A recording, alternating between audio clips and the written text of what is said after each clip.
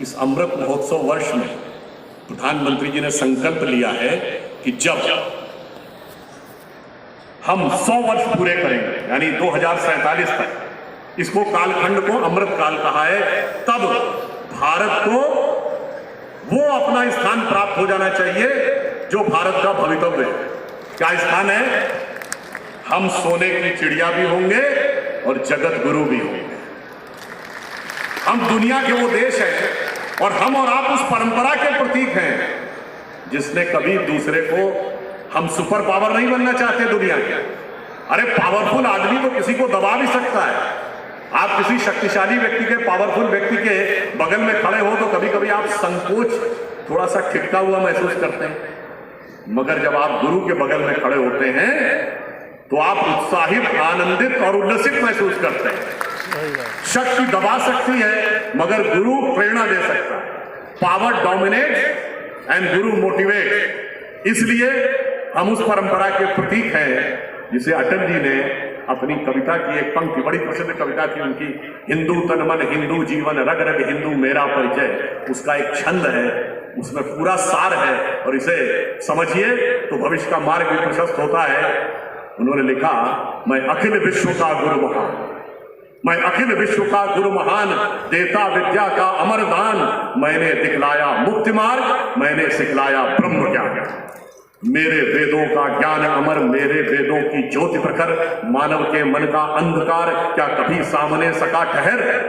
मेरे स्वर्गम में गहर गहर, सागर के जल में छहर छहर, इस कोने से उस कोने तक कर सकते जगती सौरभ में, हिंदू तन मन हिंदू जीवन रग रग हिंदू मेरा। ये हमारा लक्ष्य होना चाहिए। मगर आज का कुछ यथार्थ भी सोचिए। स्वतंत्रता के 75 वर्षों में हमने बहुत कुछ पाया मगर बहुत बड़ी चुनौतियां भी हमारे सामने। क्या हमें लगता है कि जिस स्वप्न को देखा था स्वराज्य के लिए वो साकार हो गया है? हो गए हैं स्वप्न सब साकार, कैसे मान ले हम? टल गया सर से व्यथा का भार, कैसे मान ले हम? राष्ट्र को सब लोग भूले, स्वार्थ है युग मंत्र सारा, वर्ग जाति विभेद की अब बह रही है कलुष धारा। इस अमा के तिमिर को अब अरुणिमा क्या मान ले हम? हो गए हैं स्वप्न सब साकार, कैसे मान ले? और फिर मैं अंत में इस विषय के, संस्कार के विषय में, इसका समाधान क्या है? हमें आने वाली पीढ़ियों को, अपने बच्चों को संस्कार देते हुए ज्ञान का वास्तविक स्वरूप देना है, क्योंकि केवल विद्वान होने से, केवल बुद्धिमान होने से वो समाज में सही दिशा का मार्ग प्रशस्त करेंगे, यह आवश्यक नहीं है।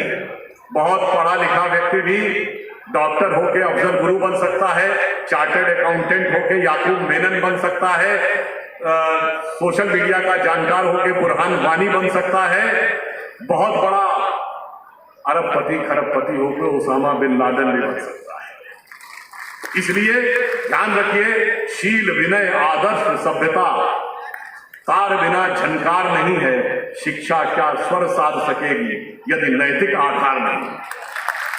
तो इसलिए मैं उसी कविता के आगे की पंक्ति बोलता हूं, वेश वाणी तत्व दर्शन दूसरों का यह सभी ले, विकृति को हम ग्रहण करते निज प्रकृति को आज भूले, इस विदेशी नकल को अब अस्मिता क्या मान ले हम?